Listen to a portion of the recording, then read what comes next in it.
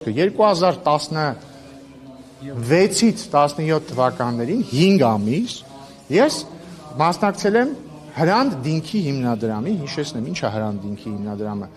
կար լրագրող, հայազգի լրագրող ապրող Թուրքիայում Հրանտ Դինք, որին 2007 թվականին, եթե չեմ սխալվում, կամ 6 սպանեց թուրք ազգայնականը Ստամբուլի փողոցում։ Հայտնի պատմություն է, երիտասարդները կարող չհիշեն, բայց ավելի ձեր տարիքի մարդիկ օրինակ վստահաբար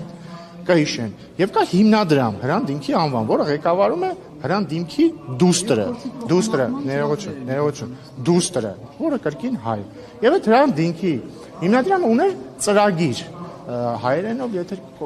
չեմ սխալվում, այդ ծրագրի անվանումն էր ոնց որ սահմանից անդին, որը հնարավորություն էր տալիս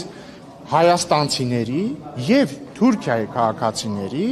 համապատասխանաբար Թուրքիայում եւ Հայաստանում ինչ որ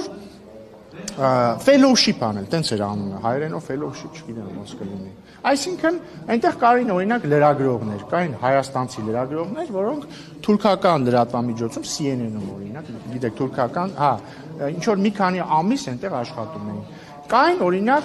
Թուրքիայի ներկայացուցիչներ, որոնք Հայաստանում, օրինակ Սլավոնական համալսարանում, կամ Սերժ Սարգսյանը այն ժամանակ հոգաբարձությունների խորհրդի նախագահն էր ԵՊՀ-ում մի քանի ամիս էլի ինչ որ հետազոտություն էին հասկացնում։ Հիմա ես, քանի որ լրագրող չէի եւ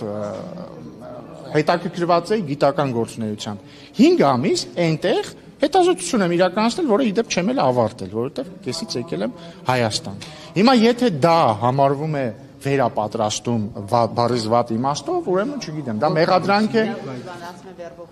Վերբովկա։ Ուրեմն այդ տրամաբանությամբ նախ այդ ծրագիրը երկկողմանի վերբովկայի մասին էր, որովհետև Հայաստանի ներկայացուցիչները Թուրքիայում էին մի քանի ամիս անցկացնում, թուրքիայի քաղաքացիները Հայաստանում։ Պետք է ասեմ, որ պետական ինստիտուտները ոչ մեկտեղ ներգրավված չէին, ոչ Հայաստանի կողմից, ոչ Թուրքիայի կողմից։ Բայց եթե ինքնին ինչ որ մեկի Թուրքիայում եղած լինելը համարվում է խնդրահարույց, դե կներեք, ուրեմն Հայաստանի բնակչության մի սպառ զանգվածի այնտեղ լինելն է համարվում խնդրահարույց։ Իսկ եթե Թուրքիան ուսումնասիրելն է համարվում խնդրահարույց, ուրեմն մեր արևելագիտական ֆակուլտետը պետք է փակել այդ տրամաբանությունը։